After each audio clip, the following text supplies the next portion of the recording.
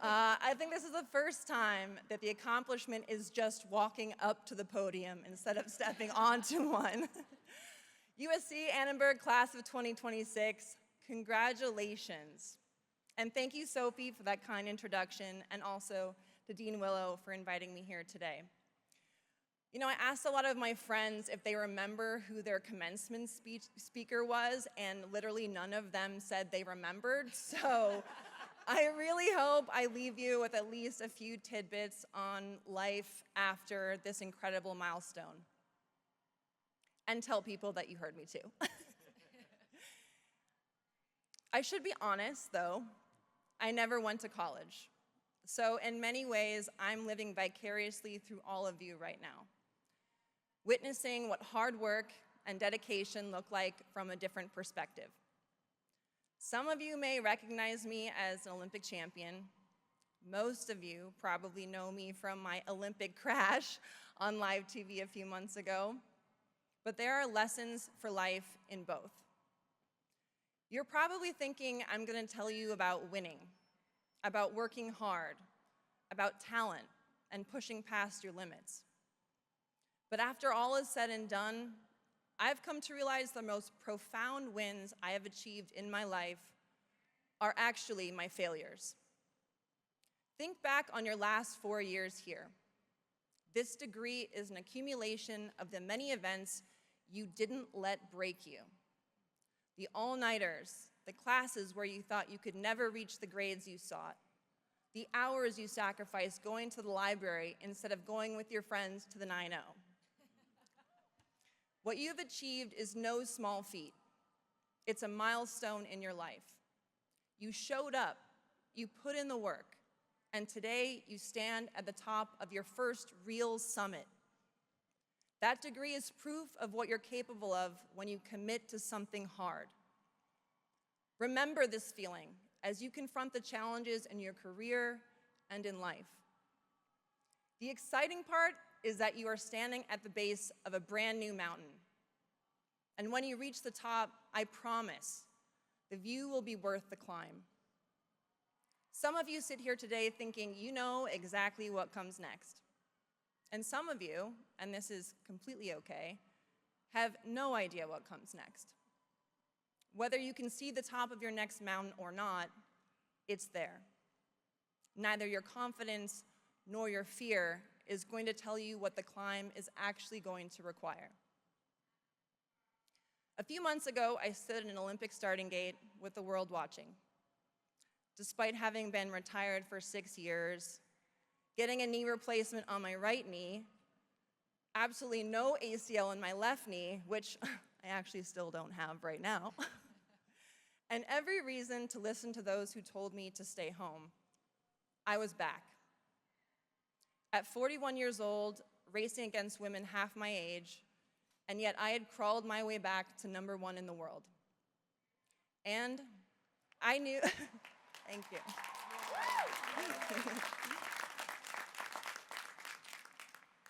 And I knew I had a legitimate chance to win. The happy ending to finish my career was just 2 minutes away down the mountain. But then I crashed. My right arm caught a gate. I was 5 inches off my line. And just like that, I was cartwheeling through the air, landing with my leg fractured into pieces, staring up at the sky, knowing it was all over. I'll come back to that moment, because what I kept thinking about, lying in my hospital bed, is exactly what I want to leave you with today. As I said earlier, I'm not up here to tell you how to win. I'm up here to tell you how to keep going when you fall, and why, if you do, the winning will come. In my career, I started in over 400 World Cup races. I won 84 times and stood on 145 podiums. Everyone focuses on the wins, but if you think about it, that means there were over 250 times I went home empty-handed, with only the belief in myself and my work ethic that kept driving me. Because no one has a perfect record. No one escapes life unscathed. The path to success is not a straight line. Success is not possible without a foundation built on two things: belief and hard work. Not talent, definitely not luck. Belief and work. Throughout my career, I was told more than once by many people who were supposed to know that I would never make it, that my style was wrong, that I was too aggressive, that I didn't have the right body type, that I simply didn't have what it took. Maybe I should have listened, but I didn't. Not because I was arrogant, but because I knew something about myself that they didn't. I knew how hard I was working, and I believed I was capable of more. Because I trained longer, I recovered faster, I showed up every single day with everything I had. And I knew that if I stopped believing in myself every time someone told me I couldn't, I would never achieve my true potential. When I won my first World Cup race at 19, some of those same people called it a fluke. When I won my first overall World Cup title, they said, "It'll never happen again." When I used men's skis, they told me I wasn't strong enough. When I broke records, they said I wore too much makeup. When I got onto the cover of magazines, they told me I was just using my looks and never acknowledged my wins. And on and on. That's how my entire career went. Every milestone came with a new round of doubt or criticism from somewhere. Because that's how it works. The doubters don't disappear when you succeed. They just find a new angle.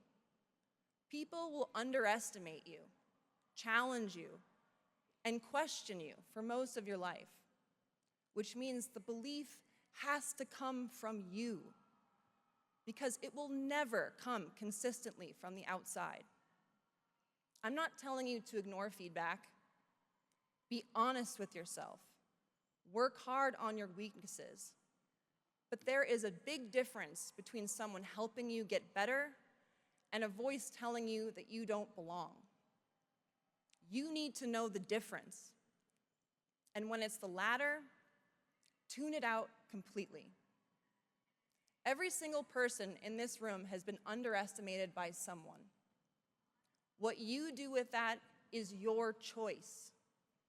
Instead of letting it slow you down, choose to use it as fuel. You have the opportunity to choose every single day to believe you are capable of something extraordinary. In 2010, I won my first Olympic gold medal, and my life changed forever. I went from being relatively unknown to being interviewed by Oprah in the course of a day. That was pretty cool, actually. I was literally on top of the world. And then, for the next several years, I fell. Not metaphorically, I actually crashed. I know that's really hard to believe. But I crashed repeatedly and hard. I tore my ACL. Then I tore it again 8 months later. I fractured my arm, my ankle, surgery after surgery. There were moments lying on a mountain in emergency rescue helicopters and hospital beds, moments when defeat nearly consumed me. And I want to be honest, there were also injuries that weren't just physical. My personal life fell apart during some of those years too. I got divorced, I struggled with depression, body image, anxiety. Those were some of the hardest years of my life. But here's what I want you to understand. No matter how low you get, no matter how dark the world may seem around you, you have to keep going, because your greatest achievements are right around the corner. And after every injury and every surgery, I had to pick myself back up. I reset my mind with a new goal, and I got back to work. I started over. I trained. I believed. And somehow, I found a way to win again. Because the crashes didn't break me. They taught me about fortitude, patience, and how to evolve. They taught me about my body in ways that made me a smarter, better athlete. The personal losses taught me what I actually valued, what I was willing to fight for, and what I needed to let go. The wins were incredible, and I cherish every single one of them. But the wins didn't teach me who I was. The crashes did. And the records aren't impressive because they were easy. They're meaningful because they were hard. One of the few guarantees in life is that you're going to fall, and it's going to hurt.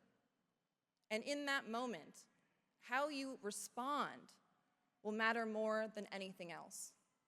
That is your opportunity. Don't waste it. When you struggle in your career, in a relationship, in something you worked incredibly hard for, ask yourself, what can this teach me? Then get back up, apply what you learned, and go again. Because in my experience, the falls that felt like endings were usually the beginning of something I could have never seen coming. Because you don't always win. But if you're paying attention, you will always learn. And those lessons are what will eventually help you succeed. You're graduating today into a world that is changing faster than any generation before you. The fields you studied, communication, journalism, PR, and public diplomacy, are being remade in real time. Artificial intelligence isn't coming, it's already here. The tools are evolving week to week. The job titles that exist today may look completely different in 5 years. Some may not exist at all. And new ones that no one's named yet, will take their place. I know that can feel like standing at the base of a mountain and watching the terrain shift beneath your feet before you've even taken your first step. But that has always been the mountain. The terrain in life will always shift. And the people who reach the summit are never the ones who waited for it to stop moving. They're the ones who learn to read the mountain, adapt to it, and when necessary, carve a new path through it entirely. You are communicators, storytellers, the people who will shape how this next era is understood, explained, and navigated. That's a role that doesn't get replaced. It's a role that becomes more essential as the noise gets louder. Your job is to find the path through the new terrain, to create it, to pave it. No one is going to hand you a map, but that's the point. The people I know who are the most fulfilled, the ones who seem like they're exactly where they're supposed to be, none of them are where they thought they'd be. They followed something unexpected. They said yes to something that didn't make sense on paper. They let the mountain evolve, and they kept climbing anyway. So keep your head up, stay curious, work hard wherever you land. Don't be so attached to your plan that you miss the opportunities standing right in front of you. So, as I promised, I want to come back to that moment I told you about.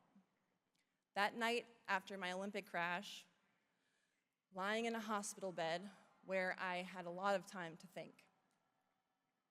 And what I kept coming back to was this. My Olympic dream didn't finish the way I dreamt it would.